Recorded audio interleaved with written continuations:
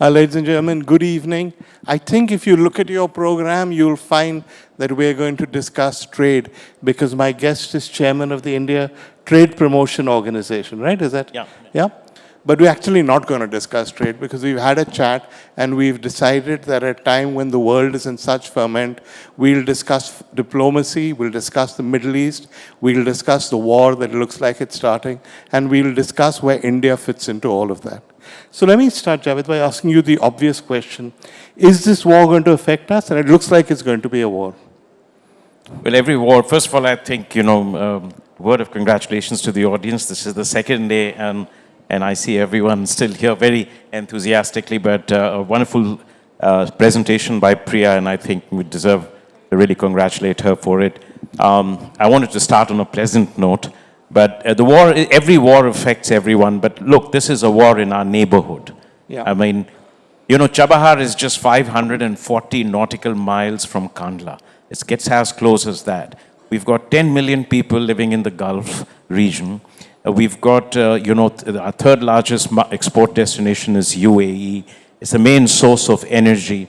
It's of great geopolitical importance to us. We envision a future in which we will create this IMEC, India, Middle East, Europe economic corridor. So the vision is large, our stakes are very high, and the proximity is very close. And look, this war is not one of inoculation where, you do a little pinch. We've seen that happen last year when Israel and United States attacked Iran. But this time, the kind of force that has been amassed, the manner in which the negotiations took place, in which really Iran was presented with an possibility, with an option that it had to refuse. So it set the ground for this attack today. And as you can see, Iran is retaliating not just against Israel. It has also fired missiles at the US bases across the Gulf region, which will obviously have a collateral damage. So you're already seeing great volatility in the world, and certainly this is going to make a big difference to us. Oil prices, trade flows, energy access, everything is going to get affected by this. Does it affect where we stand? Because despite recent problems, we've generally been friends with America. We've been friends with Iran historically for the last 30 years or so. And the Prime Minister has just finished a visit to Israel. So it's really a battle between people with whom we have no enmity. What are we going to do? Well, historically, first we had 50 years of estrangement with the United States, 25 years of transformation, and last 1 year of turbulence in the relationship. But the fundamental premise of that partnership doesn't change. The efforts to go past some of our challenges continue. We've always managed our relationship in the Middle East, and I would rather call it Gulf and the West Asia region, pretty well. We've always had excellent relations with the Gulf countries, it's a Sunni Arab world. We've had a very strong and steady relations despite all kinds of challenges with Iran. And we've maintained and continue to build very strong relationship with Israel. The reason we've been able to do that is because we've not used one relationship against another. We've not turned any one of those relationships into an instrument of geopolitics, have maintained transparent, consistent approach in our relationship, and each one knows that this relationship is not directed against any of the other two.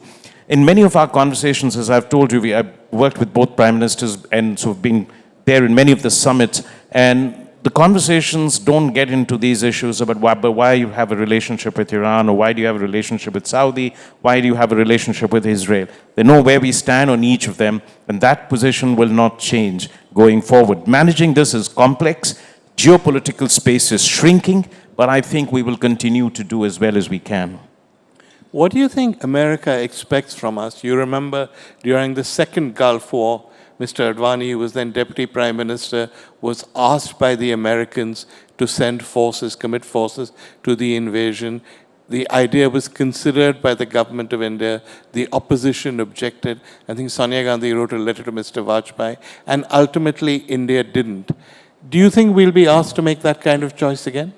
Yeah, I think, first let me clarify this. What had happened is that the United States expected us to send peacekeeping forces after the war ended in Iraq. and that was to go to the Mosul sector in the north. I think wisdom prevailed at that point of time. This would be around, I'm saying, June and July of 2003. Yep. This is well before insurgency began, which really began around few months later. So wisdom prevailed, there was great foresight, and also reflected political DNA of the country, which stands for autonomy and not getting involved in anyone else's conflict. So I think that today, I don't think that they are looking for us to go and send peacekeeping forces. First of all, we are not there yet. This is the early stages of war. Are they looking for regime change there? If they are looking for regime change in Iran, it would take a Herculean effort. And we have a history which is very recent for us to remember. That was Libya, melted into chaos when Gaddafi was removed and killed. And the entire Sahel region, that is Western Africa, is in turmoil, hit by insurgency and militancy. You've seen that in Iraq, what it went through. You've seen that in Afghanistan.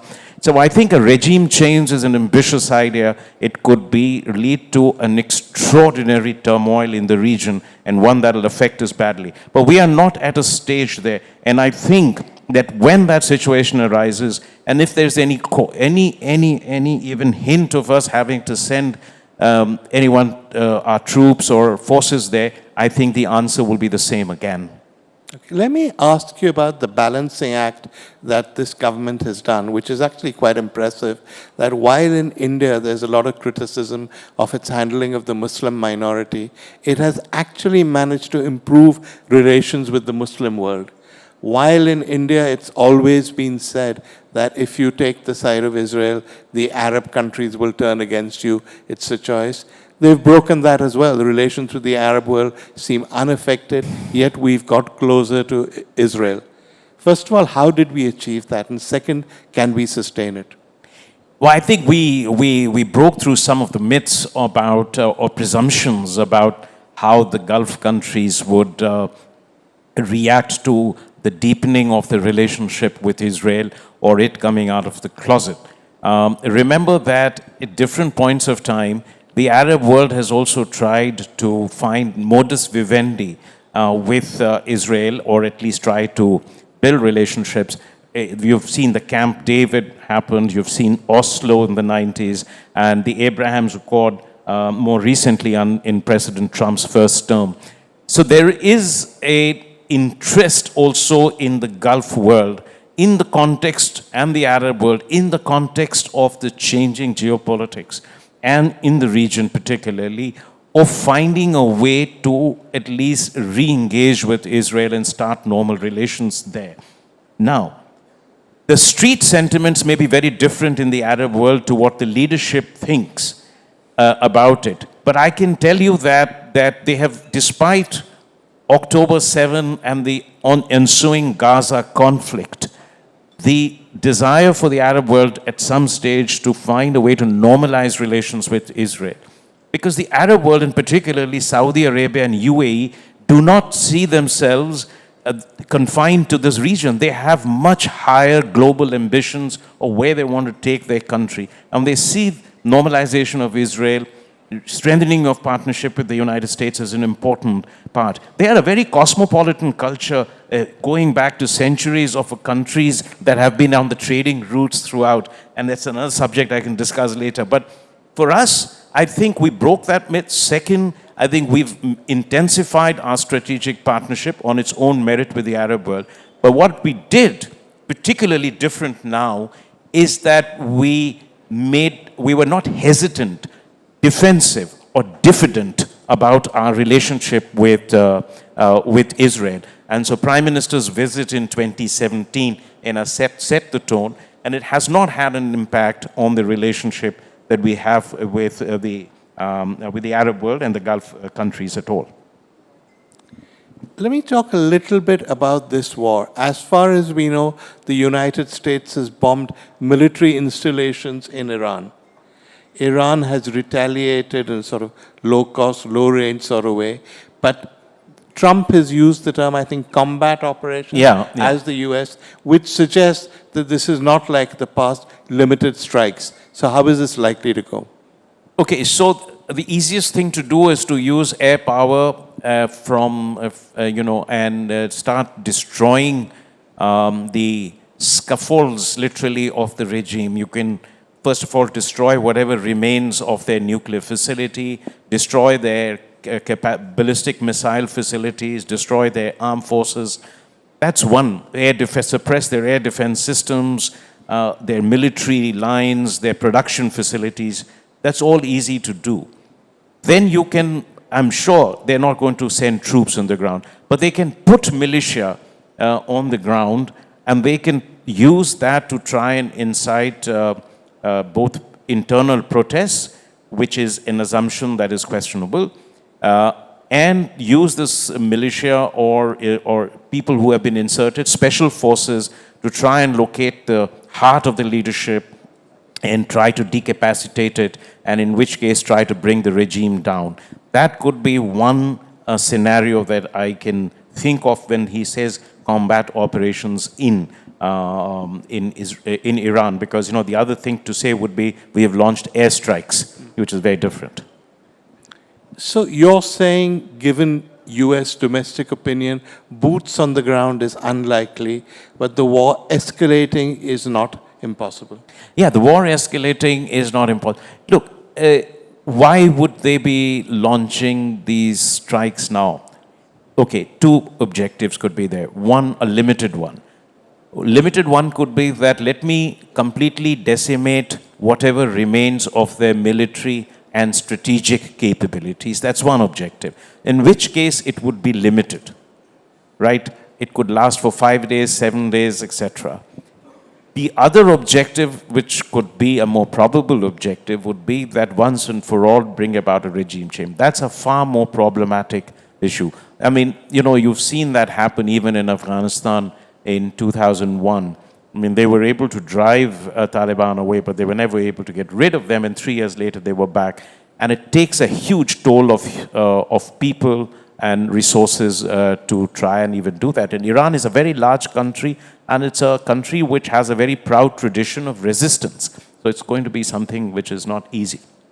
Also, this assumption that there will be local uprisings. If you remember during the second Iraq war, when they had put all their faith in people like Chalabi, they had this view that the Americans would arrive and they would be garlanded by the locals who would say, please install somebody, run our country. The world doesn't work like that, does it? It doesn't work like that. And as I said, that, in particularly invasions can have a great impact on bringing the society together, the country together. There's nothing like war to bring about cohesion back. They've also got a pretty strong state apparatus, state security apparatus, and have had opportunities to deal with that, that they are very proud. They have a great sense of history, a great sense of martyrdom, and a tradition of sacrifice. So their capacity for resistance was very evident during the Iraq-Iran war, which started in 1980, when Iran was completely in a meltdown after the 1979 Shiite revolution. But they regrouped, and they fought not just against Iraq, but all the forces backing Iraq, and they lasted for 8 years. It took an extraordinary toll of human lives and things, and it ended in a stalemate.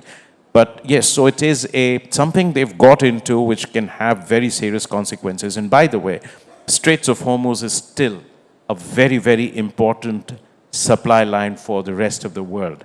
I mean, it may have become less important than it was in the 70s and 80s, but it still makes an enormous difference. But I think what US is looking at after its successes elsewhere is that can we completely reorder the Middle East in its own imagination. And by the way, this was the vision of the neocons in the 1999, Wolfowitz and gang, Yes, Paul Wolfowitz and Dick Cheney and others, is to remake the Middle East in its image with the most governments that are compliant and supportive, and therefore that is the way to manage that region.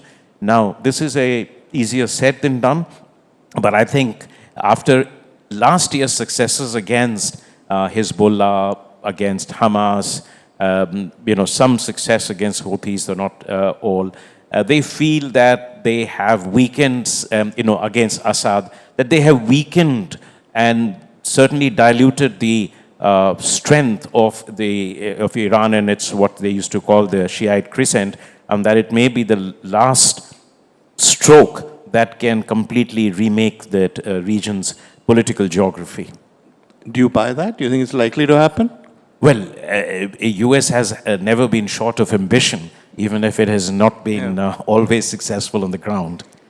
But, you know, I said that we are performing a difficult balancing act, and we've done it with great skill so far. But what I wonder is going to be the attitude of America's old and now new friend, Pakistan. Are they going to support America and Israel against Iran? I do not think so at all. I mean, I'll say this, that Pakistan tries to ride on several boats at the same time, and as usually happens when you try to ride on multiple boats at the same time, you fall somewhere in the river. You know, last year when Iran and the United States attacked Iran, there was a very interesting different sets of reaction in Pakistan. And this, by the way, I'm quoting the Iranian ambassador to Delhi. He said that the public sentiment was extremely outraged. The civilian government wanted to articulate and echo the public sentiment. The Pakistan military wanted to sort of keep it under check. And I think that there will be a combination of public condemnation, public rage, but also a degree of private understanding for the action that is taking place. I think what the United States will expect Pakistan is to at least keep its borders closed so that there's no one fleeing from Iran into Pakistan to take shelter. There may also be a clandestine secret use of airspace for surveillance, etc. So there are different ways that the military can be useful without it coming out in the public domain. And I think that's what they might try to do.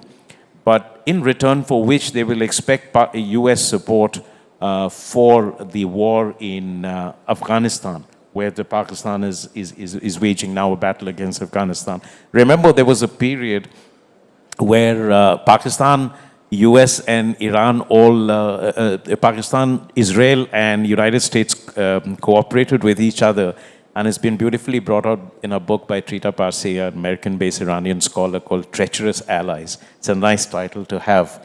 So here's my concern, that two things are different from the old days. The first is Pakistan could say we condemn America and our thoughts are with the people of Iran.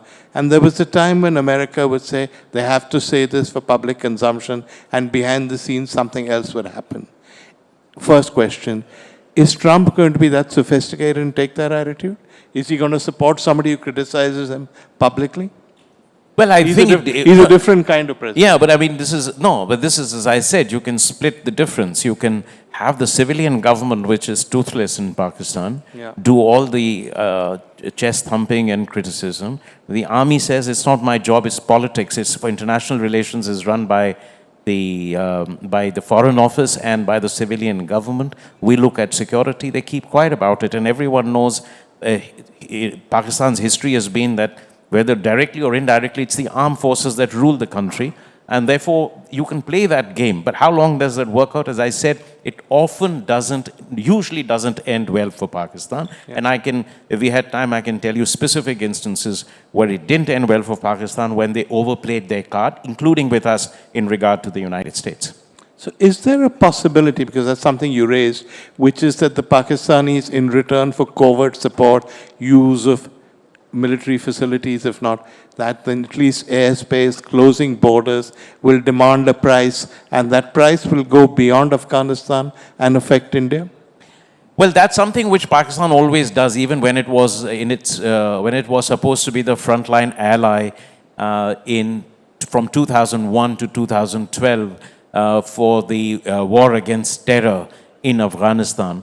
And I can tell you that, more than asking anything for themselves, General Kiani and his entire team would usually ask or what the US should not do with India, including, push India closed down its consulates in Afghanistan, etc.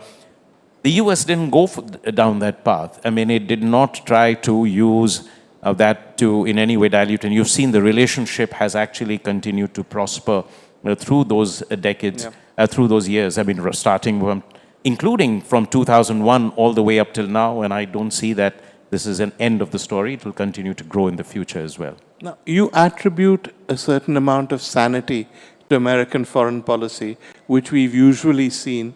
But is that still the case under Trump? Well, I think as I mean, President Trump has, now you've come to a very complex question. Right. And I'll say this to start with, that in many ways, President Trump, in terms of policy, it may be an extreme expression or even a culmination and not an aberration of the trends in US broader strategic approach globally. But in terms of his personality, in terms of his impetuosity, in terms of the way he approaches issues, I think he may be a little different from the others. But I think you cannot in any way say that this is a complete departure from the trends I've been seeing in the US policy from the beginning of the 2000s, but particularly sharpened from 2008 onwards. And that is basically because the United States, I mean, it's a long, complex history, but the thing is that the first wave of globalization, 1870 to 1914, concentrated power in the Western hand, made US the global power it is. The second wave of globalization, 1970 to 2008 onwards, consolidated US power, but also led to the emergence of China as a peer competitor or a potentially peer competitor. And now you see that has made the United States feel today that the global system that it sort of created after the Second World War is no longer useful to it, no longer attractive, and that it is much better for the United States to exercise its unmatched power unilaterally in pursuit of its interest. And because there is a gap between, see, its economic dominance is slipping somewhat, but its military power remains absolutely unrivaled. And this is something which this is leading to temptations for coercive exercise of power, whether it is military. And then with regard to tariffs, it's a different story, because he also believes that tariffs are punishments that he inflicts on other countries for having carried out theft. He doesn't believe deficits are macroeconomic outcomes. They are thefts, that allies are freeloaders, and that international rules are basically fetters and not frameworks of engagement. But having said all this, there are certain continuity in US policy, but also a certain exercise, much more the pretense that the United States used to have, and I'm being a bit cynical, but it is true, the pretense that the United States used to have that whatever it did was in pursuit of the larger public interest, and that it was delivering international public good. That was the genius of the American-led international order. But no, it has dropped that pretense. It just speaks for its interest now. And that may be, in some sense, a more honest world in which we know what the US intentions are, what its power is, how it is going to exercise it, whether it is in military terms, political terms, or trade or finance terms. In any case, now we are entering into a new battle, a new geopolitical competition, which will be centered around technology, trade, investment, etc. It will lead to a sense of fragmentation. Already 3/4 of the investments, FDI, are now aligned along geopolitical lines, not driven by market calculations, and that's also affecting trade. So the geopolitical impact of trade is already visible. All of this is a reflection of the way the US has been adjusting to the new global realities. Trump has, in a sense, as it often happens in any development, accelerated it, has been disruptive, and in some way been an extreme manifestation of it. We have time for just one last question. We talked at the beginning of what this means for India, this coming war. What does it mean for the average man and woman in this hall Does this mean that the stock market will be in trouble? Does this mean that oil will become more expensive? Does it mean that economic growth all over the world, including India, will be affected if this conflict goes on? What does it mean for us? So I've never invested in stock market, I must tell you this. So I have no idea how it works. But I'll tell you this, that yes, its economic impact is obvious, it's going to be there. I mean, as it is, you are seeing the overall tensions in the world, the unpredictability, uncertainty, the technological disruptions, the AI age, all of that is had some serious impact on the world. And I think any conflict, and particularly a conflict like this, if it goes beyond the next 5-6 days, and if it gets into a more regional conflict, will certainly have impact on the economy, and therefore on markets, on trade, then it will obviously be priced into the stock market as well. So we live in dangerous times, and we could be on the edge of something pretty bad, right? Well, I think, yeah, I mean, it is a truism to say that this is a period of turbulence, which is always the case when an order ends and a new one is yet to form. So you disturb an equilibrium, however that equilibrium is established, either through the power of one and the submission of others, or by the collaboration of others. Whatever be that equilibrium, if you disturb it before you reach the next equilibrium, you are going to have a period of turbulence, turmoil, uncertainty, volatility, all of that we are experiencing, violence, and till people are able to adjust to a new order. Now, what that will be, nobody really knows. And we don't have to reflexively think in terms of 20th century orders of bipolarity, unipolarity, multipolarity.